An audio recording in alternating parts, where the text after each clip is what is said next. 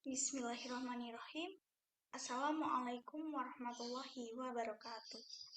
Perkenalkan, saya Hunesti Trisna Widyananda dengan NIM J500210008.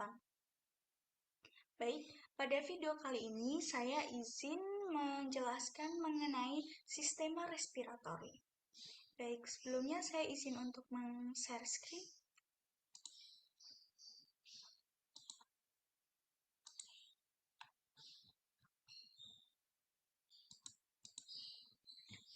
Bismillahirrahmanirrahim. Di sini saya sekali lagi izin untuk menjelaskan sistema respiratori. Baik. Sebelumnya kita cari tahu dulu mengenai traktus respiratori. Nah, traktus respiratori ini berasal dari udara yang masuk ke kafum nasi, melewati choanae, lalu ke nasofaring, lalu ke isthmus pharyngeum, lalu ke orofaring, lalu ke larioparing, terus ke laring, ke trakea, dan ke bronkus. Nah, pada bronkus ini dibagi menjadi tiga, ada bronkus primer, sekunder, dan tersier. Nah, biasanya itu disebut bronkus primarius, bronkus secundus, lalu ada bronkus tertius. Lalu selanjutnya ada bronchiolus. Nah, pada bronchiolus ini dibagi menjadi dua, ada bronchiolus terminalis dan bronchiolus respiratorius. Lalu dari bronchiolus ini langsung menuju ke ductus alveolaris, lalu ke saccus alveoli. Baik. Untuk selanjutnya di sini sudah ada rongga hidung atau nasus. Nah, nasus ini dibagi menjadi dua. Untuk nasus ini dibagi menjadi dua dan dibentuk pada tampak luar dan tampak dalam. Untuk tampak luar ini dibentuk oleh 4 kartilago. Yang pertama ada kartilago nasi lateralis, lalu ada kartilago septinasi, ada kartilago alaris major et minor, lalu ada kartilago nasi aksesoria. Nah, kartilago-kartilago tersebut itu berada pada os nasale. Nah, lalu untuk tampak dalamnya itu dibentuk yang pertama pada sisi medial, tengah itu ada kartilago septinasi, lalu ada os vomer, dan ada os ethmoidal. Lalu untuk bagian lateral atau samping itu terdapat penonjolan-penonjolan gitu nih.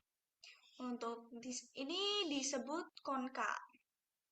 Nah, konka-konka ini dibagi menjadi 3 bagian.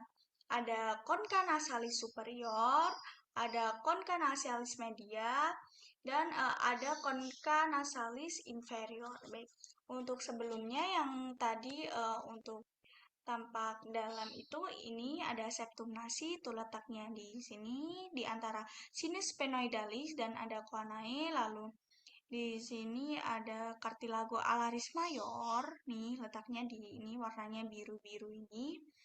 Lalu tadi saya bilang ada os vomer juga, nih.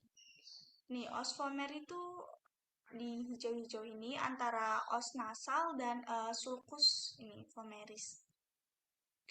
Baik, untuk selanjutnya kita lanjut pada konka. Nah, konka-konka tersebut ini ada pada di suatu meatus.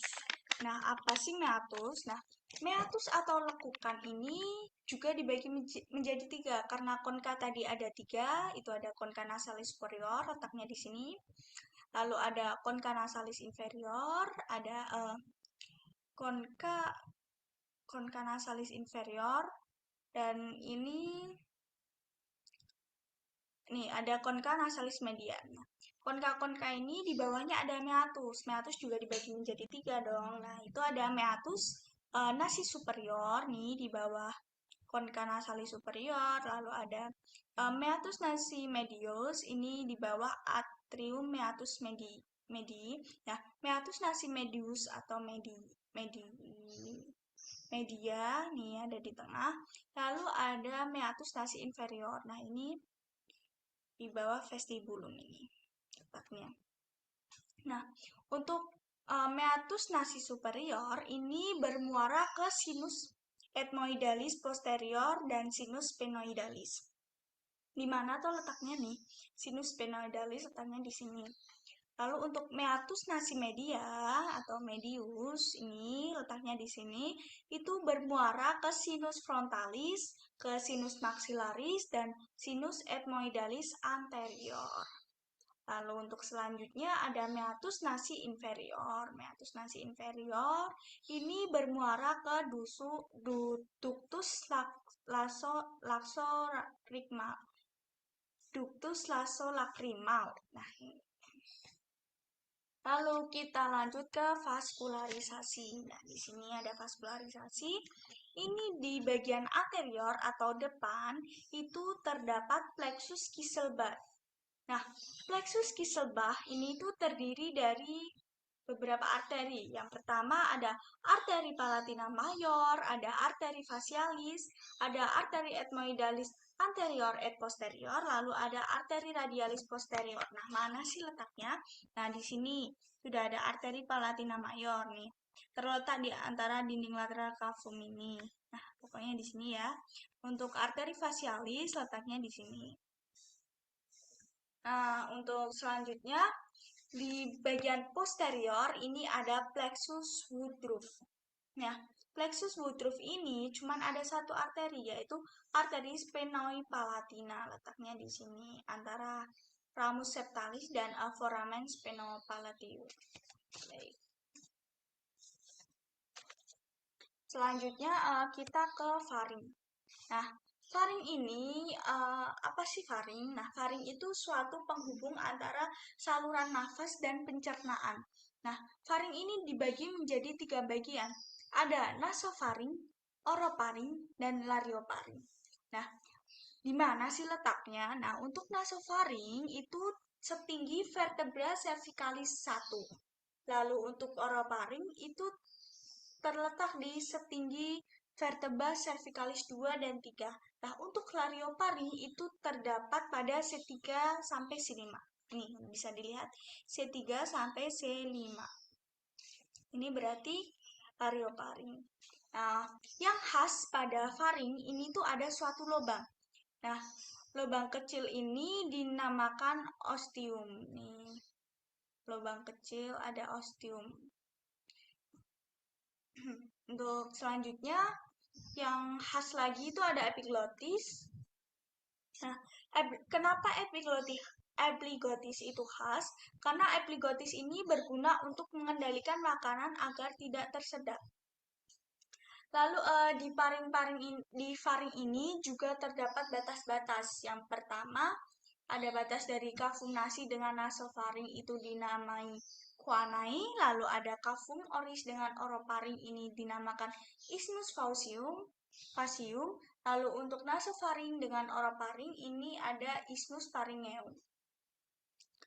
Nah, ini ada faring tampak posterior. Nah, tadi akan ada quanae. Nah, untuk lebih jelasnya di sini nih quanae. Lalu selanjutnya di nasofaring, tadi ada nasofaring.